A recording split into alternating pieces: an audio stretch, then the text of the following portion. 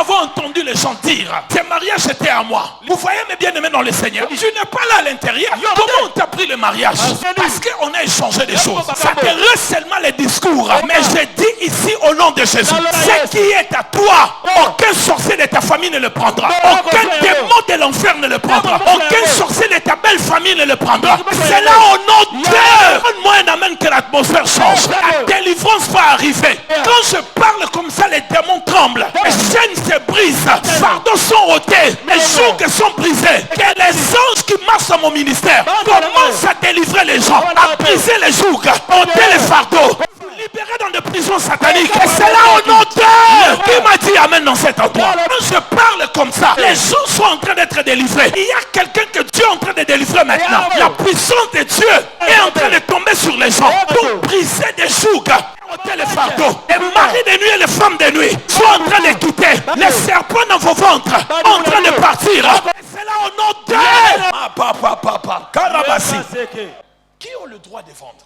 Premièrement, ce sont les ayants droit. Des parents ou des autorités spirituelles. Les gens qui ont autorité sur vous peuvent vous vendre. Vous savez, mes bien-aimés dans le Seigneur, la Bible dit dans Ephésiens 6, à partir du premier verset, enfants, obéissez à vos parents, ainsi vous vivrez longtemps. C'est vrai, nous avons des parents sorciers. Mais la loi d'honneur nous exige d'honorer nos parents. S'ils sont des sorciers, frappez-les spirituellement, pas physiquement. Physiquement, vous devez les honorer. Mais la nuit, frappez-les par la prière. Déshonore jamais un parent physiquement. Une histoire que j'ai entendue. Un monsieur a chiffré son père. Quand il a chiffré son père est sorti dehors, il s'est déchaussé. Il a commencé à jeter le sable en haut. Il dit n'entre pas dans ce problème. Ce problème c'est entre moi et mon enfant. Et les gens lui posent la question, pourquoi tu fais cela? Le monsieur dit ceci: le fait que mon fils m'a déjà giflé, il est exposé à la mort. N'importe quel esprit peut prendre sa vie. Parce qu'il n'est plus sous ma couverture. Si je ne me tiens pas pour parler, je ne pourrai pas contrecarrer les esprits. C'est pour cela que je préfère le protéger et arranger après. Chers frères et sœurs,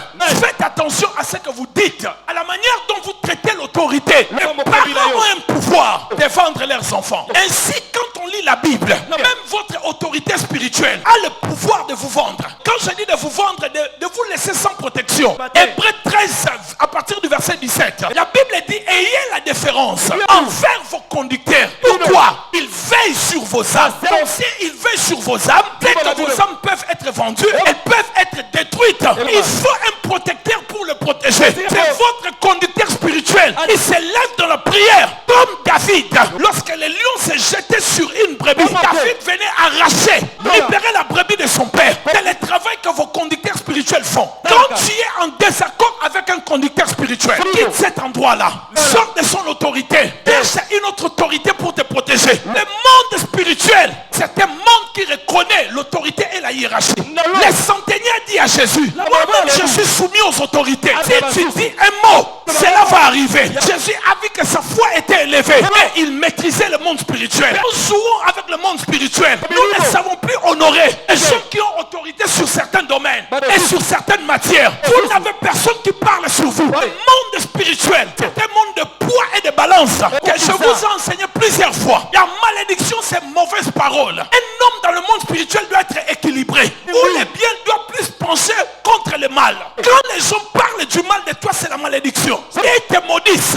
Plus ils vont mal parler, la malédiction montera, la bénédiction sera en bas, tu ne seras pas équilibré. Mais si tu as une autorité spirituelle, ou tes parents, quand ils parlent sur ta vie, ils vont remonter la pente. Plus ils vont parler, plus ça va monter, ça va déséquilibrer la malédiction. J'annule toutes les paroles de malédiction qu'on a prononcées sur vous, même si cela venait de vos parents. Jacob a maudit Ruben. Moïse a dit que Ruben vive. Je parle sur ta vie, tu vivras. Ton ministère vivra. Ta famille vivra. C'est là au nom de Dieu.